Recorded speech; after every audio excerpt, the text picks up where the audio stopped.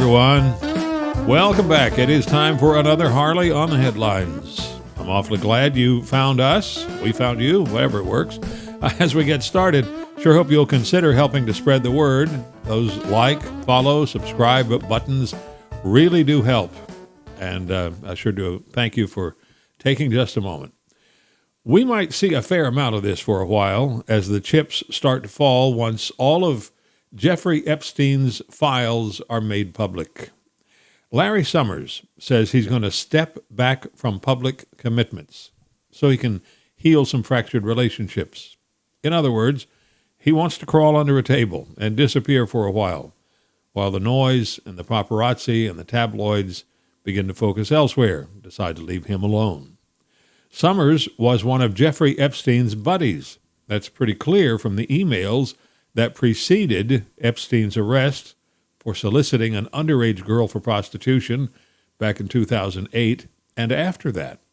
Summers is one of the big shots exposed by the Epstein scandal that ended in the smarmy financier's death in jail in New York City. Summers, once the U.S. Treasury Secretary, once the president of Harvard University, close friend and confidant of President Bill Clinton, who is also in the Epstein files. Clinton is one of the most experienced deniers in American political history, says he didn't know anything at all about what Epstein was up to. But the reports are that Clinton flew on Epstein's Lolita Express to his island of fun and games a couple dozen times. Still, Bill's a very convincing guy. And, we all believed him when he shook his finger at the nation and famously said, "I did not have sex with that woman, Monica Lewinsky," right? On the other hand, who really gives a crap? Really? Do you really care how many young women any of these slimy political, financial, or entertainment bozos manage to have sex or games with?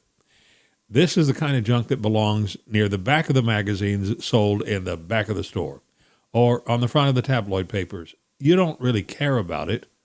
Me neither. But we turn right to it and tune it in right away when another one comes out, don't we? President Trump is right, and he's incomplete on the threat to Christians in Nigeria. First, he's right. It is an existential threat. But that's because Christians have been persecuted, kidnapped for money, murdered for so long, for so many years. There are not really very many left in Nigeria and a number of other countries. But he's incomplete on it because it isn't just Christians who are being attacked. The criminal gangs, which in the main happen to be Muslims with guns and machetes, also target mosques and simple homes and other meeting places. Look, people can be easy targets. A good place to shoot a few worshipers and force the rest at gunpoint into a bus is a church. Then you take them deep into the bush, wherever the gang's stronghold is, and you wait for families to sell whatever they can to pay the ransom. Young girls are told they must renounce their religion, adopt Islam, and are then handed over to one of the group's members as a new wife. That's a word that lives inside parentheses. President Trump says it may be time to send in some troops to save the Christians from eradication. Anti-Trumpers point to the distinction I just made. They want to make him wrong to be inclined to mount his white horse and send in the troops. In fact, the radicals who perpetrate this kind of violence should be rooted out by Nigerian law enforcement. Killed, captured, tried, jailed. But that's kind of a joke. People are so afraid of those Muslim gangs. Victims' bodies are often let to rot where they fall because families are in danger just trying to pick them up for a proper burial. It's a conundrum. Has been for many years. The only question is it America's? What was the Justice Department thinking? The judge in the case against former FBI Director James Comey is upset with the Justice Department. Judge William Fitzpatrick says there has been a profound pattern of investigative missteps. It's an indictment of the indictment and the process that led to the grand jury. That does not mean that James Comey is spotless, far, far from it.